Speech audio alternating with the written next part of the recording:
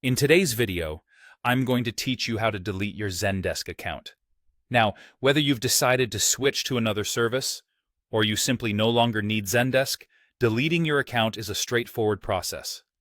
I'll walk you through every step, making sure it's easy to follow and understand. So let's get started.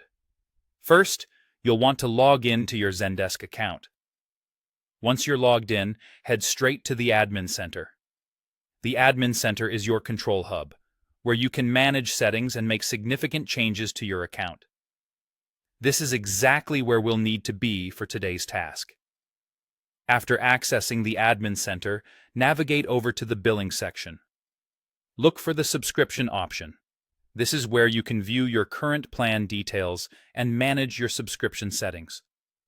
In this section, you're likely to find options related to canceling your products or even your entire account. Typically, in many versions of Zendesk, you'll need to find a cancellations section specifically for this purpose. This is because cancellations usually have specific procedures to follow. It's important to note that when you go through the cancellation process, your account won't close immediately. Instead, it'll remain active until the end of your current billing cycle. So, plan accordingly if timing is an issue. To give you a heads up, I am using an account that's on a free trial for demonstration purposes. Do note that sometimes free trial accounts might not display all the options. So, if you don't see something I mention, it might be due to the difference between trial and paid accounts. Now, here's something else you might encounter.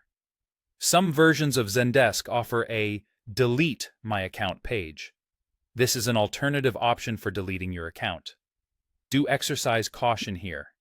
Utilizing this feature will permanently erase all data associated with your account, and this action cannot be undone.